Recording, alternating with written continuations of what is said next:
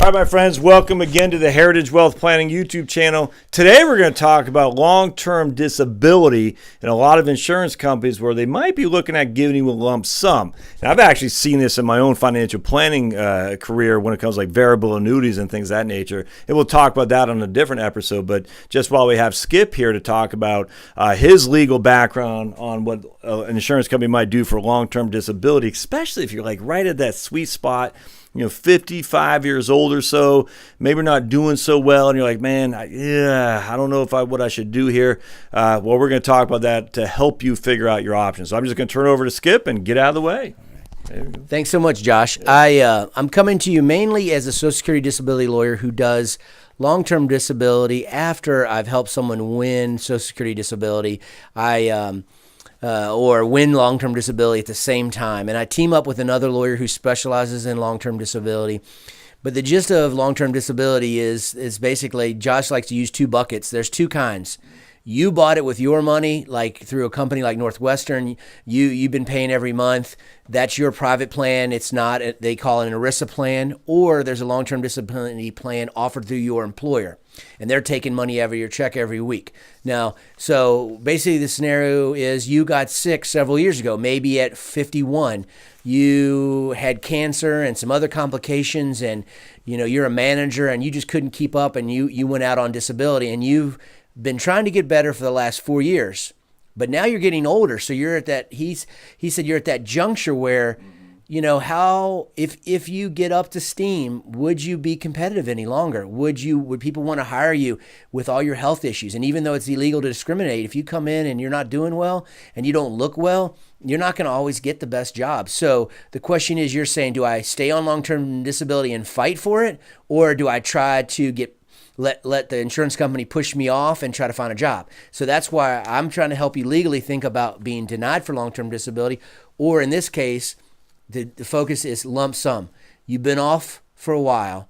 It looks like you're not going to improve, but they don't like the idea, the insurance company, they're going to pay you from age 55 to 65. And they start doing the math, and they're saying, well, let's offer him or her $150,000. And you're thinking, wow, that's a lot of money. Maybe I can make that work. Well, it does sound like a lot of money, and it could be a lot of money based on your circumstances. But have you talked to anyone about it?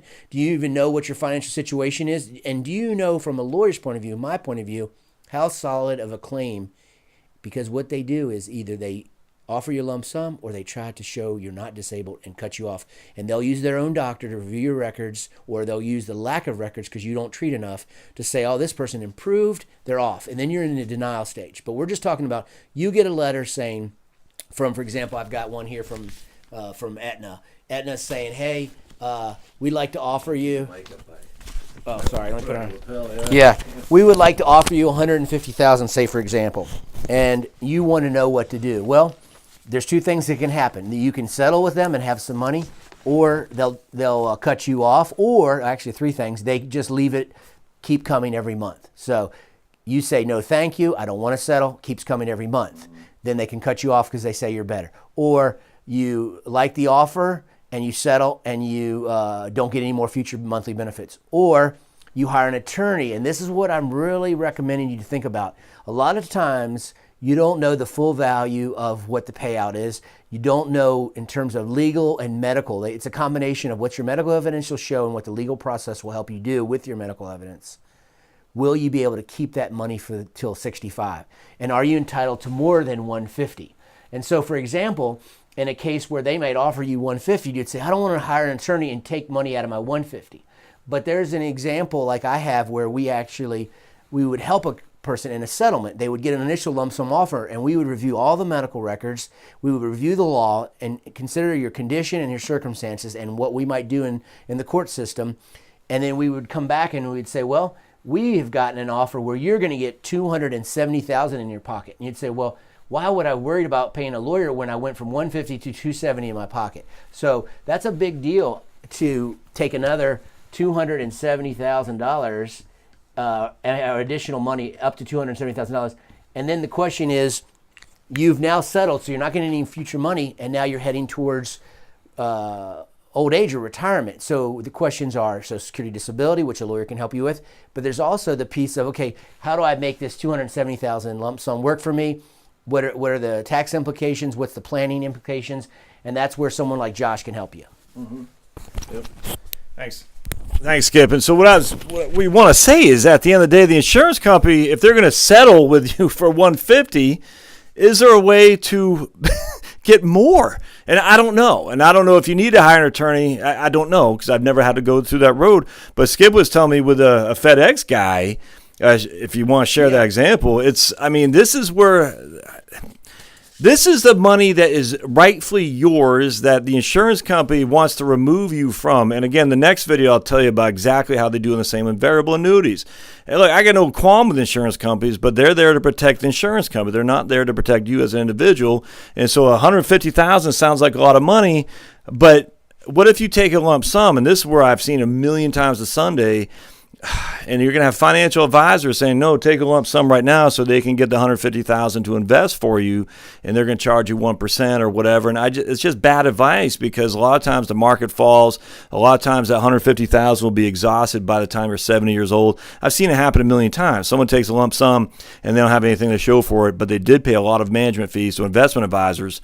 And that's the wrong answer. That's for sure. So share with us your example with FedEx, if you would, Skip. Well, the first thing is, a lawyer, we're not doctors, but we're looking at their medical condition. And is it going to get better? Is the doctor saying it's going to get better? And if it's not going to get better, sometimes the insurance company will be able to hire a doctor and say, yeah, you should be better. And you'll say, well, but I'm in my skin and I'm not better.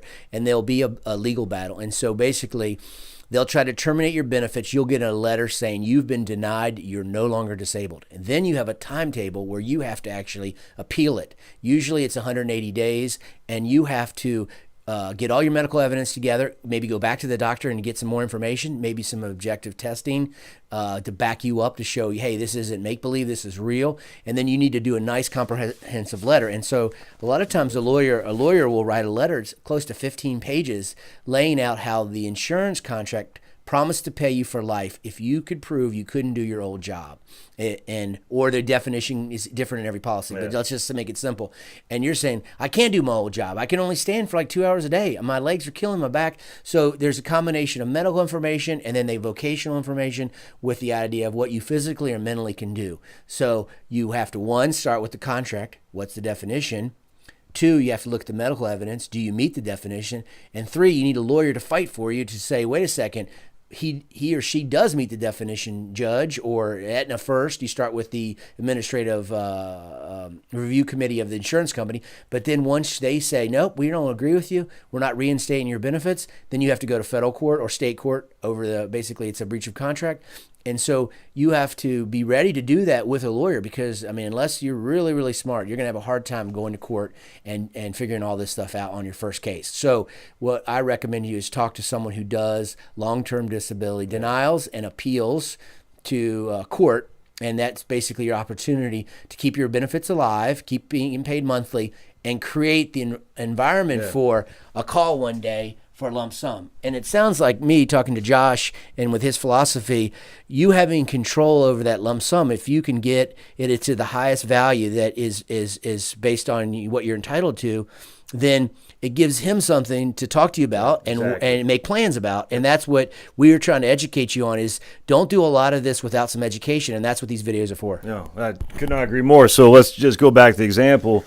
150,000 versus 270. I don't know if that's going to end up. We don't know. In this, at the end of the day, though, either one. Let's just say you did take the lump sum. We got to make that work for the rest of your life. And don't forget, long-term disability and long-term care are two completely different things. They're not one and the same thing. So if you have long-term care needs where you're trying to be cared for, not being cured, you're trying to be cared for, and you have that expense thrown on there, this is all you got. All right, this is the money that's going to have to see you through unless you have a long-term care insurance policy. So I did a video on this a couple weeks back, the difference between long-term disability and long-term care. Two separate different things, but man, they both can cost you a lot of money because they're going to make up for wages lost. Long-term care is going to make up for your needs, like you have an in-home health or something like that where you can't meet 2 of the 6 activities of daily life. There's just so much going on here, folks. And if this is all you have to make up for lost wages, and you still have long-term insurance needs or long-term care needs where you get to get a care provider come in to bathe you, to feed you, to clothe you, this is not going to last long. It's just not. It's not. And you cannot sit there at 68 years old and go back to Aetna and say, "Oh, Aetna, I should have got more." You can't go back, and you can't do it. You got to get it done right the first time because there is no second chance. Once you file for the 150, you're not going back. And Skip he can't pull rabbits out of hats and say we should have got 270. That's a big deal. And so the issue is, as we talked about last time, if you're around 50 in the mid 50s or so, and you're having a hard time, you can't stand, you can't do, I used to load UPS trucks when I got out of the Army. That's a tough job. And if you're delivering UPS places to houses and stuff, and you have a back injury for some reason, you can't do your job that you get paid for. You can't. Now, can you go and do some clerical work? Sure. Are they going to pay the same? I have no idea. But I do know for a fact, if you're used to hauling 50-pound boxes and you can't do it anymore because you got a lower back injury, which happens all the time, by the way, you need representation. There's just no other way around that, because a disability insurance claim, they're going to be looking for them. And I don't blame the insurance company. I would say you need to protect for yourself. And however you do that, that's fine. If you're comfortable doing it on your own, I would suggest don't do that for sure. So any last thoughts on that, Skip? Just one thing. Since the main focus is today lump sums for long-term disability, a letter from an insurance company that you paid for. So, for example, you hired some insurance company, Unum, Prudential, and they're saying, hey, we'd like to give you this lump sum. Yes. I can say, after doing this for almost 20 plus years, any offer is usually a low offer. And any offer that they're giving you, there's a great motivation, which is they don't like the payout for life. And they're looking to see if they can get you to go for something that's way less than what you have agreed to and paid for. And so here you are thinking, well, that's a lot of money. But the bottom line is, over life, it's better to keep it flowing possibly. And that would be a Josh question. Yeah. But usually they don't like that. So when you get the letter, if you can get the number high enough, and you meet with a planner like Josh and say, well, wow, that's enough for me to work with. I can get you some stuff to protect you. Then you're free from them bothering you, turning you off, you missing a deadline, and all of a sudden you've locked in something more secure with the 270. Yeah. So that's my big thing is, education is important, and advice and good counsel is important. Yeah, absolutely. So I hope that helps, my friends. So again, long-term disability lump sum is if the payout is more beneficial to you, well, that's fine. But if the actual monthly payments are more beneficial to you, you just want to crunch those numbers for sure. So don't forget to subscribe down below. Comments always help for sure. We got some great comments on our auto insurance thing about people with questions about auto insurance and disability too. So obviously this is hitting. Oh, yeah, and then go, my man Skip's law firm is skiprichielaw.com. And I have a free brochure for Non-Erisa LTD. Okay, so and so he has a free brochure, just they can download it? Yep. Okay, cool. Well, it's a PDF. You just, print it and read it, or just print it. skiprichielaw.com and get the brochures. Is all free. It doesn't matter what state you live in that regard. Well, it is somewhat state specific for Non-Erisa, but that's more technical. Okay. But in general, it'll tell you to get the contract. It'll tell you to read the definition of disability. Yeah. It'll tell you to order a free copy of your disability paperwork so that you can see what they use to deny you. And they also, that's when after you've been denied, and it'll basically give you some of the basics to start thinking about. But basically, you need to get that contract and your medical records and your file so the lawyer can really see what he's got or she's got. Thanks. Yeah, no, right on. Perfect. So we'll see you guys next time. Thanks now.